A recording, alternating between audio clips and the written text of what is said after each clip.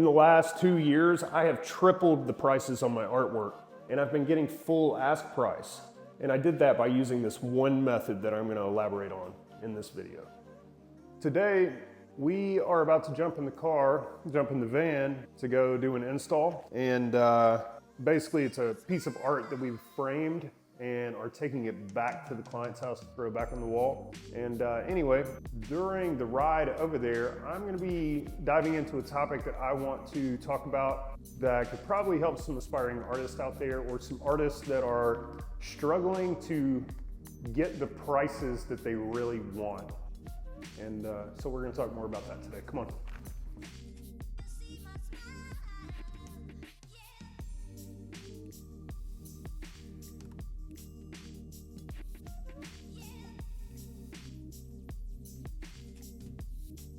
Yeah, so today I wanted to talk about how important knowing your prices when it comes to selling art is. Like, I see so many artists that are extremely talented just don't really know anything about sales, and I certainly didn't when I started out. And one of the things that I struggled with was constantly getting beaten down on my prices by clients. People always tried to negotiate with me, and I never really understood why at first.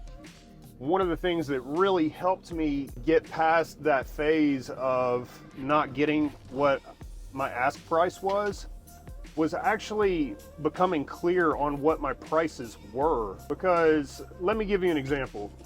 If you're a buyer of anything and you ask how much something cost, and the seller goes, I think I'll take $2,000 for it. What does that signal to the buyer? If I were the buyer and I heard that, it would tell me that they were uncertain about the price and that it's negotiable. The other side of that would look more like, somebody asks you, it's like, hey, how much does this painting cost? This painting right here, it costs $5,184. Oh, okay. Yeah, so if you know your prices, like right off the bat, you don't even have to hesitate, you don't really have to think about it, then it signals to the buyer that you know the value of your work, or you know what your work costs, period. Like, you've put some thought into it, and you have more conviction in your ask price. They are far less likely to want to negotiate at that point. I know that might not make a lot of sense to some people, but I think it's just subconsciously, people pick up on those things. They can almost smell uncertainty and a lack of confidence. So having confidence in your price points is very important. And you're gonna have to try a couple different things to figure out where the market does value your work, where you finally do start selling your work. Once you make your first sale, try to lock in your prices at that level, get some stability. It's always good to have some framework around your pricing, such as like basically a formula.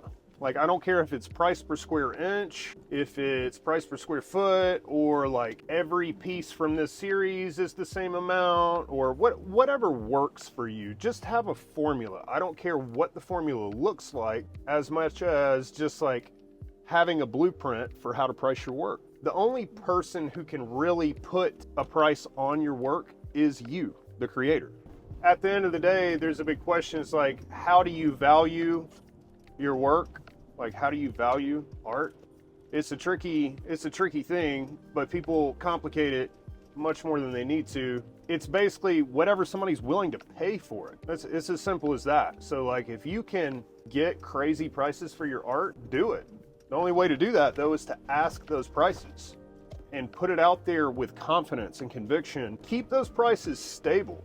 You can't be afraid to ask enormous prices for your work, because there's one thing that's almost guaranteed, and that's that if you put your prices at a certain point, more than likely no buyer is going to give you extra money on top of that. So you might as well ask for what you want, like what you truly want. I hope this makes sense to somebody. I know it helped me tremendously when I put some framework to my pricing.